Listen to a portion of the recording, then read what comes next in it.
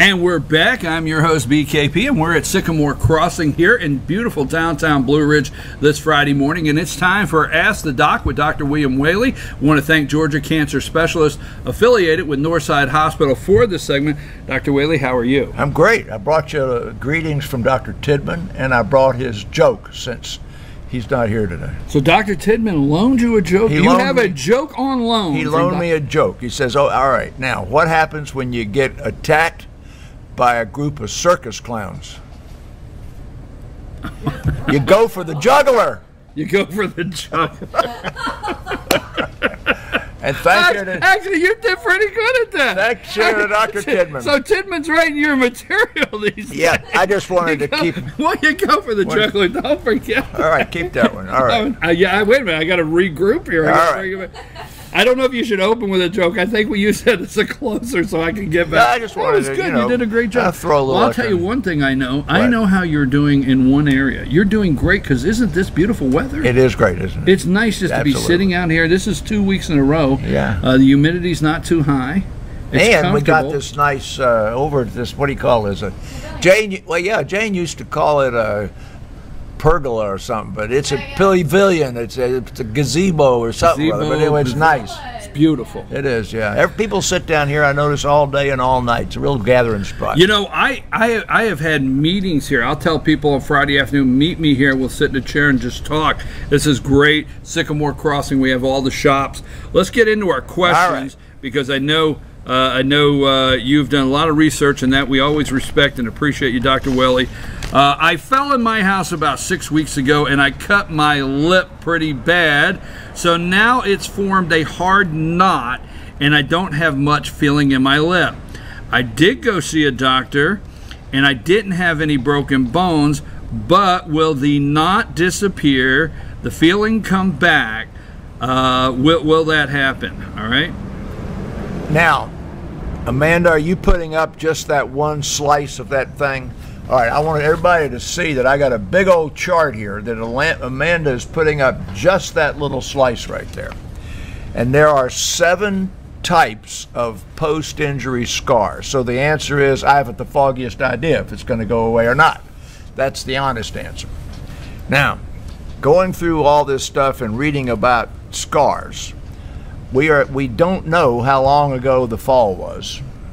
We don't know whether there were or were not sutures, but we know there was no underlying fractures. So there's 5 different types of scars here, and the mature scars and the immature scars, I won't go into that. But the immature scar, which is what this is by definition, it generally begins red, it gets lumpy, it is painful, it can be elevated, or as this indicates, there's a knot underneath the skin. But in terms of its maturation, I want to make an analogy. And this analogy, every time I use it, the light goes on in the patient's head. If I take a branding iron, put it in the fire, and then brand your arm, like you see some people with the brand for their fraternity in your arm, when I pull that branding iron off your arm, the injury has stopped. But you're fully aware that that's going to blister and hurt like the devil, and then the blister's going to heal, and then it's going to scab, and then it's going to be pink, and it will be 2 years before that scar reaches its mature shape. Now, that analogy goes to scarring, post-surgical scarring or post-injury scarring, and here's what it says. Many mature in time. It does not say all. And full maturation, first it says it's going to increase in size rapidly for the first few months. Then it'll stop, and then it'll begin to regress. And here's what it finally says. Full maturation requires 2 years. So this analogy of this scar is like my analogy. I usually use that analogy on the burn to talk about shingles rash healing, because shingles rash is a little more like a burn. But this patient has 2 years before they're going to know, is this feeling going to come back because it was probably a nerve cut, and is this going to flatten out and get to be smaller? So that's the short edition of a very lengthy story about scars. How about that? Is that good enough? Interesting. Answer the question. All right. Very interesting. Now, the second question. I read that some doctors are recommending stem cell transplant, not as a cure, but to lengthen the life of some cancer patients. Is this true? And if so, what are the negative of the procedure? What is negative about the procedure, if it's so? All right, we're going to start with that little three-thing chart there. This is titled Stem Cells in Medicine.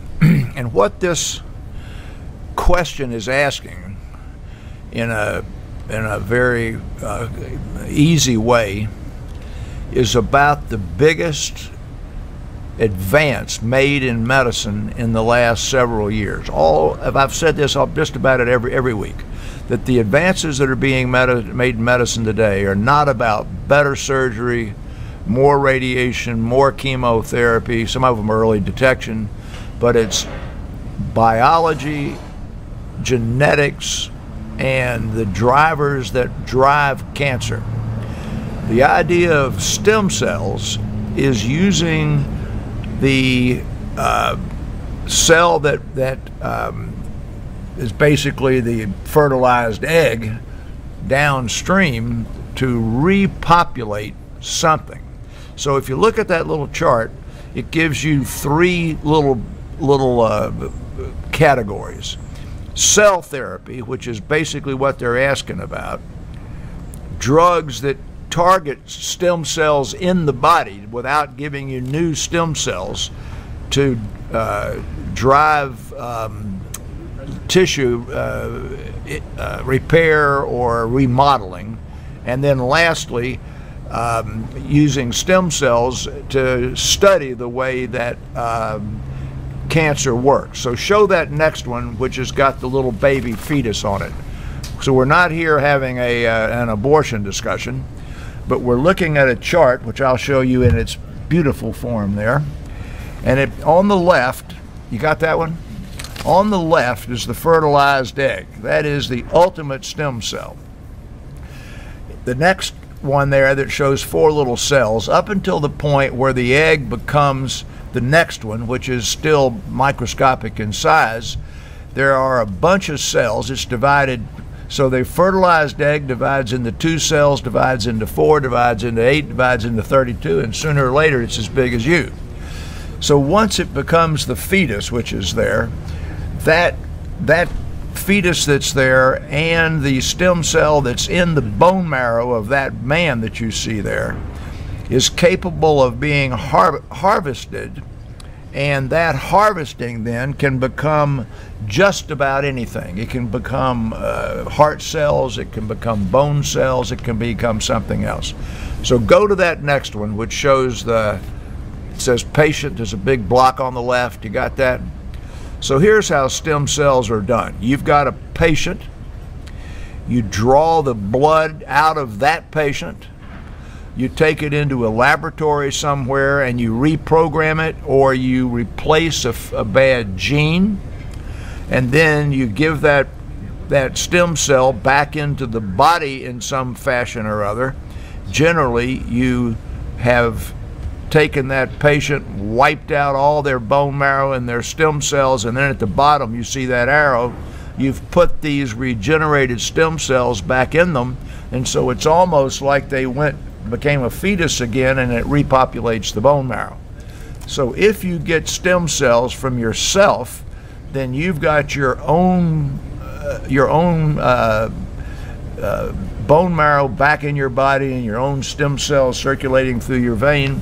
But I saw a patient yesterday, a woman, who when she had her transplant, she had a unrelated donor transplant. So if you did a genetic study on her, she's a man, because she got stem cells from a man. So this is a complicated area that this person's asking about. It goes all the way from taking your stem cells when you've got a condition, that modifying your own stem cells to correct your defect, and then putting them back in you to going around all in a great big huge computer database. And actually this man's bone marrow came from somebody in France. So when they ask you to donate your blood somewhere to go into a data bank, and they did it twice up here, I remember in the last, say, 8 or 10 years, when somebody was looking for a bone marrow transplant for various diseases, and the churches all had everybody donating their blood. When you go into that database, you might get a call 4, 5, 6 years later that you've got a genetic match from somebody in Pennsylvania or in Sweden who needs stem cells for a transplant, and they'll ask you to go down to Northside bone marrow transplant unit, and you'll just sit in the chair for 6 or 8 hours, and they'll take your stem cells out and send them to Sweden or somewhere. So at the end of the day, the idea of stem cell transplants in its scientific fashion is that it's very expensive, and that in the situations where it works, I don't see any downside, because there's really not an option other than dying of cystic fibrosis, sickle cell disease, leukemia, or whatever you've got, to having the stem cells. Now, after that discussion of legitimate stem cell therapy, I want to go into, I always try to put to rest the conspiracy theorists or the for-profit driven, non-scientific utilization of stem cells. If you've got a minute, if you just Google while you're sitting there stem cells, it's going to pop up hundreds of stem cell clinics where you can go, and in one day they tell you they're going to draw fat out of your abdomen. They're going to process that and make stem cells, which they will then inject into your knee to make your knee regenerate, or they're going to put it into your chin and take away the fat, or they're going to do something of it that seems like magic.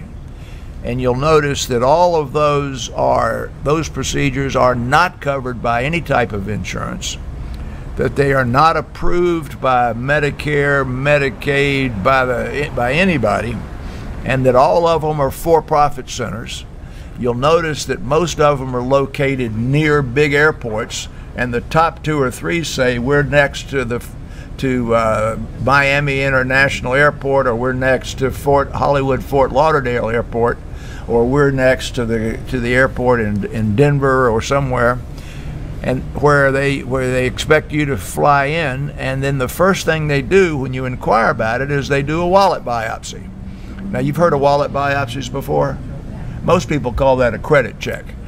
Or they get you to give them your American Express. I'm sitting over here just, I'm hanging on every word, you know, because I'm really, this is interesting, and then you go to wallet biopsy. Well, that's the truth. But it's not covered by anything, so it's not covered by anything. They do the wallet biopsy. Do the wallet biopsy. All right. So they're going to do a credit check, which they don't need your permission to do. But they're also going to get they'll get your at least a credit card, and they'll get your address and your employer, your husband's employer, your dad's employer, or whatever, and that gives them enough information to say, okay, they are going to be able to meet the bill. Otherwise, you don't even get into the process of getting your reservation in the hotel down there and getting an appointment to see the doctor. Once the wallet biopsy clears, write that down. Wallet biopsy. And go for the jugular. Both of those are good today. So once the wallet biopsy clears, then the patient goes there with great expectation that I'm not going to need a knee replacement. I mean, this is going to prevent me from having a knee replacement, hip replacement, or it's going to prevent me from having to have some sort of a surgical procedure that is approved by insurance, and that is a pretty big deal. Everybody expects, they want to know, what can I do to lose 30 pounds? Well, you can start running and quit eating. I mean, people want a diet pill. They want a quick fix. There isn't a quick fix, and this whole stem cell industry has such a, it's awful, because it's a profit-driven, totally non-scientific, and if you go through there, was I right? It's all for profits, and if you look at them, they're all near airports. So when you Googled them, there are several of them that are ready to do a wallet. No, a lot of it is cosmetic too. Yeah, cosmetic. Yeah, all right. Okay. So anyway, I want to just stick to the fact that when you're looking at these things and you're talking about real scientific medicine, Stem cells are absolutely the way to go. It's a big deal. There are limits. You've been hearing about this CAR T therapy that's so great that cures leukemia and stuff. That's absolutely true. But it also is expensive. But the only places in the world that are allowed to do it are bone marrow transplant centers with high survival rates. And that's who does stem cells. So you can't go to your local supermarket or to Fannin Regional and get a stem cell. But there will be orthopedists in these 3 counties up here, probably within a few years, who are going to tell you they can suck fat out of your belly and inject it into your knee and prevent you from getting a knee replacement. So anyway, that's enough on stem cells. We want to thank Georgia Cancer Specialists affiliated with Northside Hospital for this segment. And before we go, Dr. Whaley always looks around and tries to find something, the most up-to-date research out there, or something going on he feels we need to share with you, the audience. Okay, 2 of them I'm going to give you're not going to like, and then after that one, Amanda's going to just show a headline, and I'll talk about it briefly. Well, let's get to what I don't like. All right, well, yesterday you'll notice that McDonald's stopped selling salads in about 1/3 of the United States. Over 100 cases rapidly occurred in those states of cryptosporidium, you don't even care, but salad-borne food illnesses. And you've been talking about that every week. And nobody knows whether that's going to come into the rest of the country, but that was done yesterday. Yesterday also, this means a lot more to him than it does to us, is that snack breads and cakes and cookies that are sold in Walmarts, Food Lions in about 30 states were pulled from the market yesterday. Huge, gigantic recall. You probably won't be able to buy them today in any market. And it's not Twinkies and it's not Hostess cakes, but it's basically those store brands all over the country that have salmonella. So the idea of foodborne illness from buying something either at the fast food restaurant or in a supermarket comes up every week. Those are the 2 for this week. But the one I want to show the headline there, Amanda. I've talked previously about sleep deprivation in kids using their cell phones at night to text, and taking the thing away from your kid when they go to bed at night and giving it back to them after breakfast and everything. Have you got the headline up? All right, well, look at that headline. So what that headline tells you is that yesterday there was a study of huge number of kids that shows that the activity of the cell phone utilization causes ADHD in something like 10 or so % of adolescents who are hooked to the cell phone at the hip. And all you have to do is sit in this pavilion and look at that street any day, and you'll see these people walking down the street. There'll be a group of 4 people together, and they're not talking, they're texting. We were at a restaurant not long ago where there were 6 people sitting at the table, and they were texting each other at the table rather than putting it down and talking. So that particular degree of focus on the technology is associated with an increase in ADHD, which then interferes with holding a job or performance in school. And it's another one of those things that says take that cell phone away from your kid and give it back when they're 18, or control their utilization of it. Is that enough? Yes, it is. Okay, go for the juggler. No, I agree wholeheartedly. I mean, I do this. I do this. Oh, I know. But you're not a kid. You're not 12. Are you? Some days. Don't get Amanda. You act do not 12. Ask Amanda that question. Does she act 12? So anyhow, 8. All right. All right. But no, anyhow, so with the new law of texting and driving and hands-free, I don't want to come out like I do that all the time or did text and drive, but I will admit I did read my email. Not texting. While driving? Yeah, I would read my. I would. All right. Stop. Okay. All right. I'm just having. But I said to myself, you know what? Now, not texting, but I would glance my email, okay? So I decided to pull off the road. So I have been pulling off the road and taking a minute and checking my email and things like that, pulling off the road. So that's what I'm trying to do. Very good. I'm just being honest. I want to point out to you that if you pull Don't off, think I'm the only one, wait friend. A minute. If you pull, I notice. I drive up 515 once a week to get here from Atlanta on Monday night or Tuesday night. People are pulling off into the shoulder to do it. That's also a violation of the law. Well, the law says that you have to pull off into a legitimate parking area, and you cannot. The motor theory isn't supposed to be running. In other words, you can't be in the shoulder and on your cell phone. well, I'm not recommending that. Okay, I'm I understand. off the That's road. a lot better. You got to go in. Right. You got to go into a legitimate parking area, though. You cannot just pull off the road in somebody's driveway. Okay, I hate to be throw cold water on a confession. I should take the confession and shut up. So I'm going to take the confession. I'm trying to do better. Okay. I'm your host BKP. Beautiful downtown Blue Ridge. Go for the juggler. Crossing. Go for the. If you get attacked by a whole group of clowns, go for the juggler. That's our joke of the morning. Also, our all-star panel is waiting. But we want to thank Georgia Cancer Specialist, affiliated with Northside Hospital, for this segment, and Dr. Whaley. If you have a question for the doctor, the good doctor, please email those to info @fetchernews.com. Put in the subject, ask the doc, and we'll get that to Dr. Whaley. Right after these messages, it's time for the all-star panel.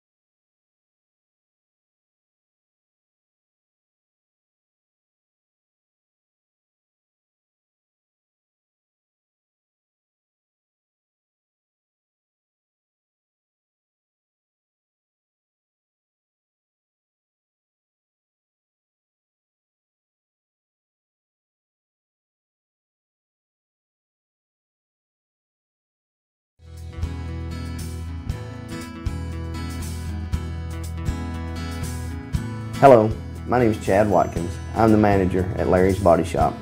We are a family-owned and operated business and have been serving the North Georgia area since 1978. We are located at 1216 Progress Road in LOJ, Georgia. Our shop specializes in collision repair, and we work with all major insurance companies. Larry's Body Shop is ICAR Gold, the highest role of training recognized by the collision repair industry. It is estimated that only 10% of collision shops meet these standards. Our shop consists of state-of-the-art equipment such as laser measurement system, down-drive spray booth, spot and MIG welding equipment. All of our paints are mixed on site so that we can guarantee your paint to match every time. I know that having an accident can be a stressful event.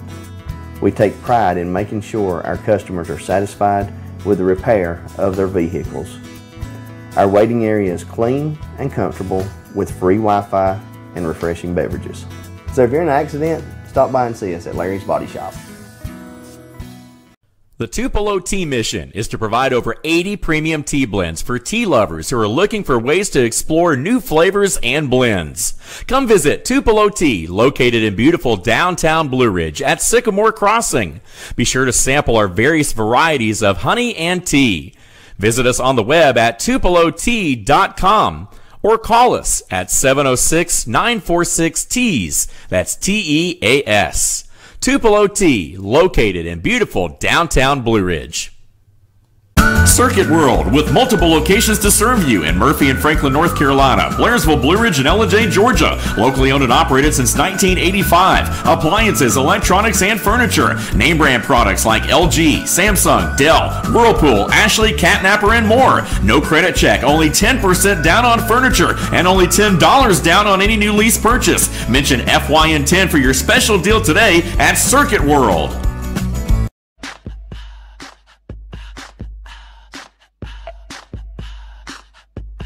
What you gonna do with all that junk?